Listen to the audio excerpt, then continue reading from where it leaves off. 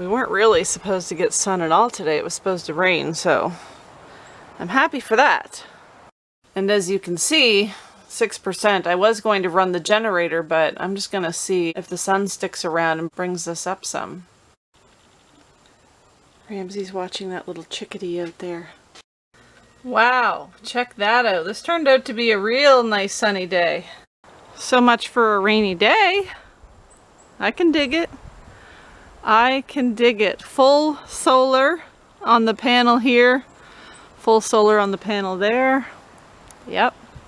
I do know that Ramsey finds it hot because this is his pose for when he's hot.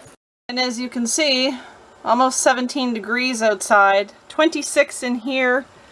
Yeah, I had a fire last night. I haven't added wood to that since about 4 a.m., but it's still quite warm. Well, now that was interesting. I just saw Ramsey use the ramp. He came down on the ramp. I want to see if he'll go back up on the ramp. Go up your ramp.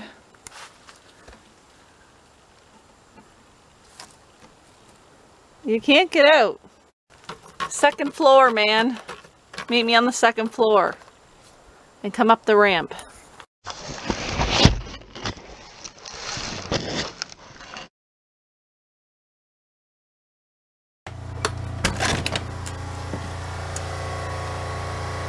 Good morning.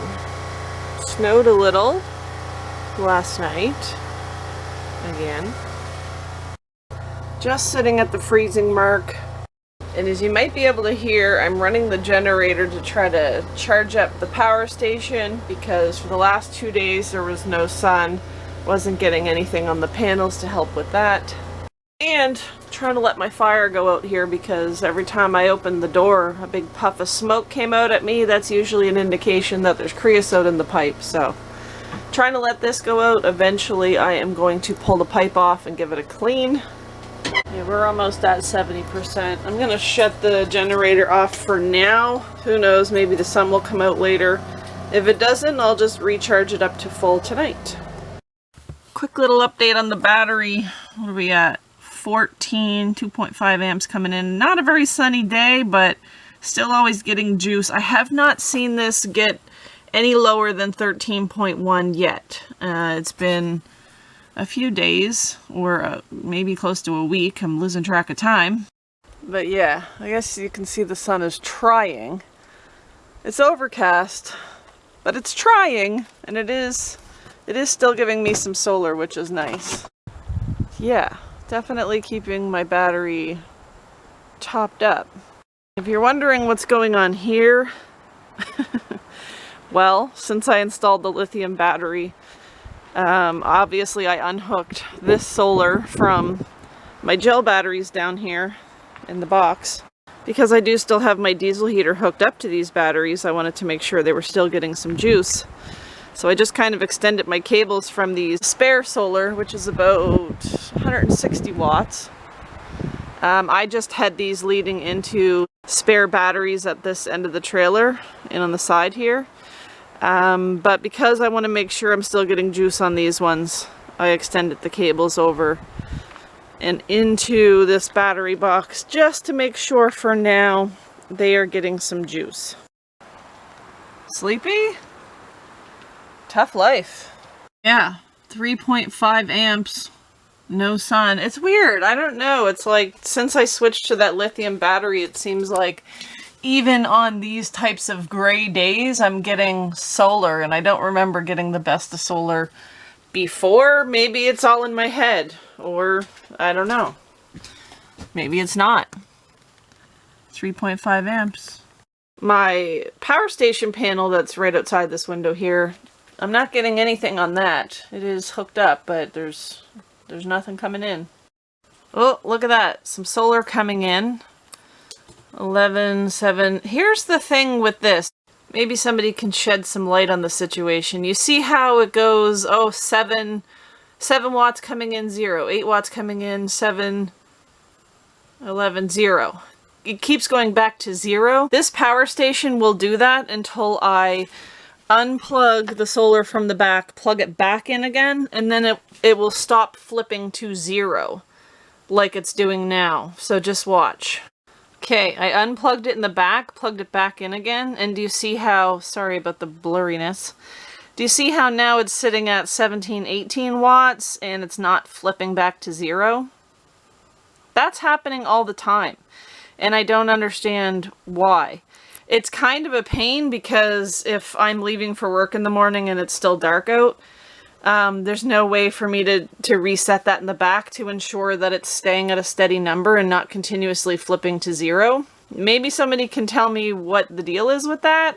I have noticed that this happened before in the past, so just something to note if, you know, you're looking into a similar setup. For whatever reason, it seems to work better with the solar. By unplugging it and plugging it back in again, it kind of resets something and it's not now going to 0 constantly. I don't know. But regardless, we've got 21 watts coming in. Not much because it's not overly sunny, and I'm just charging my phone right now. Once the compressor kicks onto the fridge, you know, obviously we'll be using more watts than what's coming in, but maybe the sun will come out today after all. Who knows? Okay, so from my last video when I installed the LiFePO4 battery, I had a lot of comments about make sure you change your settings in your charge controller to lithium. Well, let me show you. Now, when I purchased this is supposed to be compatible with lithium. When I go through the actual MT50 here, so you go down to control parameters, obviously previously I had this set to gel as the battery type. So here's my battery types. User, which allows you to adjust the parameters yourself. Oh shoot, 1 second. User, flooded, gel, which I had previously for my gel batteries. Sealed, and so there's no lithium option on this. What I ended up doing, and here's the even weirder thing. Let me hold enter or select. It shows USE, which is user, which is what, oh shoot, what I have it set to.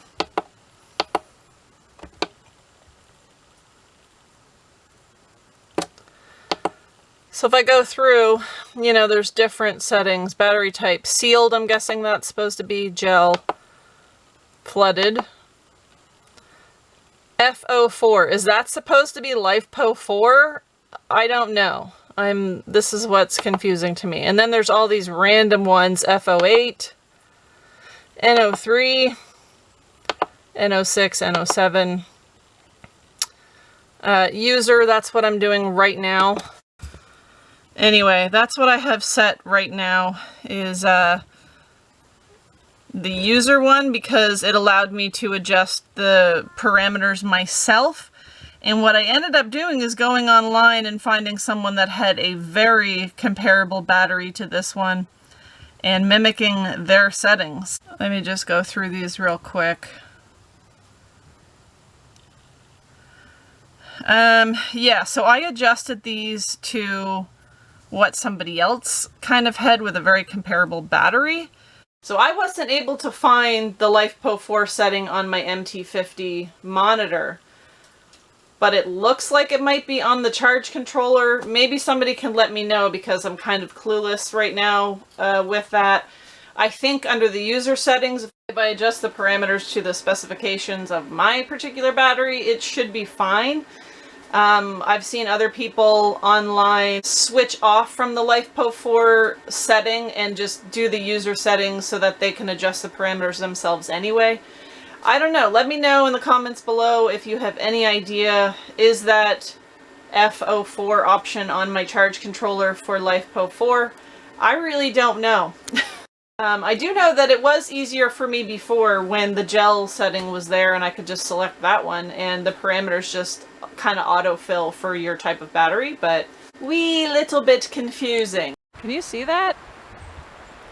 There's a little tiny snowflakes right now.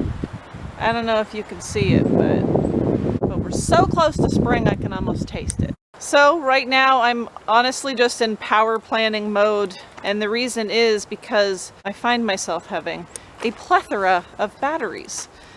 We've got the LiFePO4 hooked up inside. Right now it's just running all the 12-volt stuff like the lights. Eventually when I dewinterize, it'll be running the water pump. Sorry, I hopped back inside. I thought maybe you could hear me better. Trucks were going by and everything else. Yeah, I've been reconsidering hooking up my 3000 watt inverter that's literally just sitting over there on a shelf right now, not being used.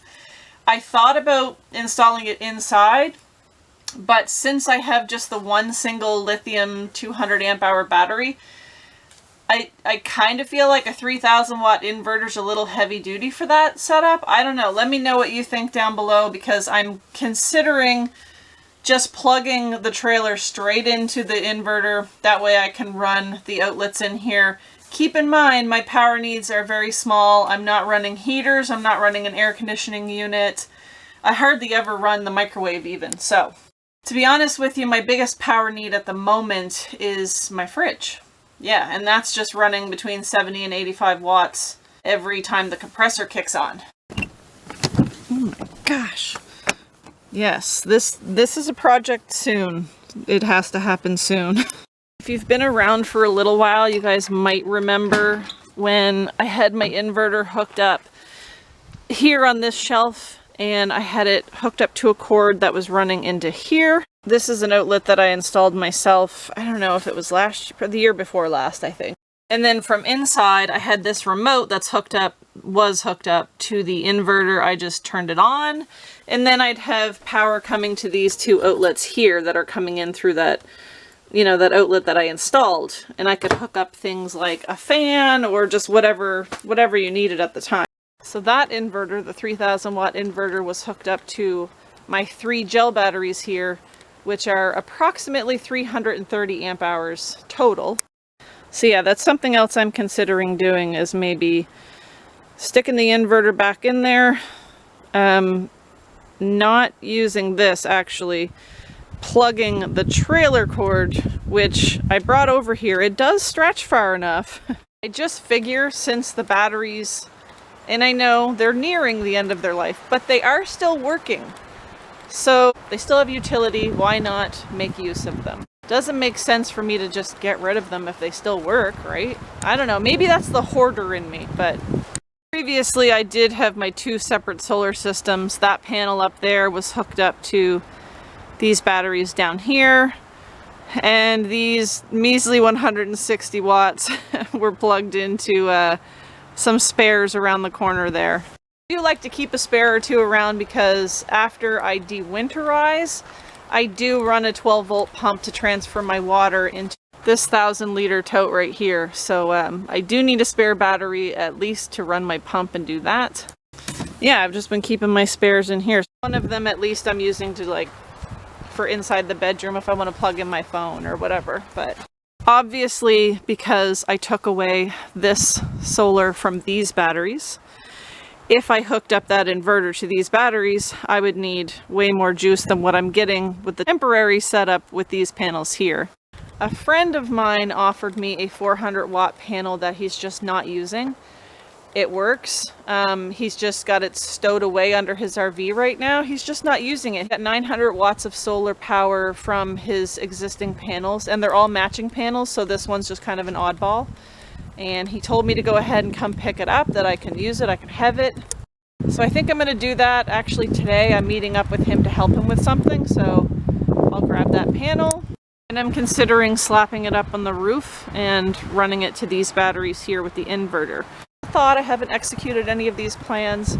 I'm open for suggestions. You guys might already know I am a fan of having more than one solar system, and I know that drives some people crazy. They said, why don't you put everything all together and have... Well, what if something goes wrong with one system? Then you've got a backup. I don't know, it's just me. I'm allowed to want more than one solar system. Those are just some ideas, because I don't want my gel batteries that, you know, as long as they're still working, I don't want them going to waste and sitting around and not doing anything when I could be using them. So, I'm just sharing my thoughts with you guys, and feel free to share your thoughts with me. I'm open to suggestions. Not open to being told what to do necessarily, but I'm open to suggestions. LifePo4 is under the couch here, nice and warm, and it's running all the 12 volt in here. Like I said, I'm thinking about hooking up that inverter, plugging the trailer right into it, and having the outlets in here work. That way I could literally run my fridge off of an outlet. Another thought I had was, if I have to worry about my batteries dipping low at any point, let's say we have days and days without sun, I could just simply plug it back into the power station, and then just on a nice sunny day again, plug it into the outlet. I don't know. These are just ideas that I have floating around up here. I've been thinking for the last few days. I got to do something with these batteries. I can't have them sitting around doing nothing when they do still have life in them yet. Then, of course, if we can run the fridge off of an outlet, you know, because it's powered through the inverter, I can go ahead and use the power station as a portable power station once again. It's not sitting there constantly running something. It's just, it can get a break and I can use it for random things that I need to. Makes it, you know, portable once again. Like I said, open to suggestions. Let me know your thoughts. I do like the idea of having separate solar systems. Just as an example, do you remember when I fried my solar charge controller? I had to wait, I think, like almost a week before I got the new charge controllers. So just as an example, if that happens with this charge controller at fries, I've got a backup system already good to go, you know? Also, to the people who are telling me to hook everything all up together, I don't think it's advisable to hook up gel batteries to a lithium battery, is it? I mean, I have no idea. I'm not Will Prowse. Anyway, I'm getting ready to go help my friend pull mud and debris out of his culvert. And then when I return, I should be returning with the 400-watt solar panel that he's gifting me, which is pretty cool. So, see you guys in a little bit. Real quick PSA before I leave. I just got a notification on my phone. Apparently somebody is leaving spam posts as comments or replying to commenters on at least my last video. I'm just looking on my phone right now, as you can see, where it says right at the top, text me on Telegram, and that appears to be my photo. Just wanting you to know that that is not me. I've had to go through a bunch of different comments and try to delete and report them, so don't fall for these sorts of things. People do it all the time. Apparently they just don't have a life. I mean, I really don't know. So as you can see, they are using my picture and they are using my name within their handle. But anytime you see something like that where it says text me on Telegram, I think it was, or text me on WhatsApp and those sorts of things, that is not me. That is a spam post. That is just somebody trying to, I don't know, make you fall victim for something. Just use caution. And if you see something that looks out of character or like something that I wouldn't say, it's probably because it's not me. They'll do whatever they can to make it look like it's you. I know it's a huge pain, but this is the world we live in. Spammers, scammers, they're everywhere. So just, yeah, be careful. And if something looks off or weird or odd or suspicious, it's probably because it is. All jokes aside, hopefully I've taken care of it. It might happen again because, you know, those sorts of things do be popping up all the time. Be careful, beware of scammers, spammers, all of those types of things that are completely useless in this world. But anyway, I just don't want anyone, you know, falling victim to that, and yeah. See? Told you I needed to clean out this pipe. Look at that creosote. Woo! Yeah. Yep. Don't worry, I clean that thing out probably weekly. Yeah. And before anyone says anything, I'm not burning wet wood. It's just, for whatever reason, it always does that. I don't know if it's the bend at the top where it elbows out or what. I think actually it's the fact that I can't burn it hot enough without roasting out in there. Anyway, I'm gonna clean that pipe out, get a fire going, then I'm gonna go help my buddy and get that panel, and then I'll be back. Okay. I am back. I'm not really sure what I was thinking. Couldn't fit that panel in my car. It's just too big. So definitely gonna have to borrow a truck for that one. It's snowing again. Cleaned the stovepipe before I left and got a fire going real quickly, but wasn't going good enough because when I got home it was pretty much out. But as you can see, it's going pretty well now. One thing I do want to do, since these are no longer hooked up to, you know, my charge controller inside where I can see what's going on with them, I'm just going to check them real quick and see where they're at. 13.04. Never mind where it says weak, it thinks that it's a different type of battery, so it does that. But that means we are definitely getting solar on these batteries, and of course they're really high right now because I'm not really using them. Pretty much just using them to start the diesel heater at this point. So that is why I do want to get use out of those gel batteries, because they do still have life. But lately I've been doing a lot of Pondering Power. And if you have any suggestions, still trying to figure out what to do. If I should just hook up all my gel batteries, hook the inverter up to them, and yeah, kind of do what I mentioned earlier. Not too sure yet, but we'll see. It is kind of cold out here. I'm going to go inside, make some supper and meal prep. With that being said, I hope you're all doing well. I hope you enjoyed this video, and I hope to catch you in the next one. Bye. Now for the most important meal of the day. Cheers, buddy. Peas are one of the most underrated vegetables out there, especially right out of the pod like this. Yum. So good. I'm making one of those smorgasbord suppers. You know, when you have like random stuff and you're like, what can I make with this? And you just start throwing things together. That's what I'm doing, so stay tuned. What we got so far: some hamburger, onion, yellow pepper. Looking even more interesting yet, eh? And it's gonna get more interesting. Yep, we're doing it. You know, sometimes these smorgasbord suppers work and sometimes they don't. You know when you have just a bunch of stuff in your fridge that might soon go bad and you want to just get rid of it? Throw it all together in a pan and see what happens. You know, you never know. It's worked out well for me in the past, but it's not bad. It's not bad. I'll give it a 6 out of 10.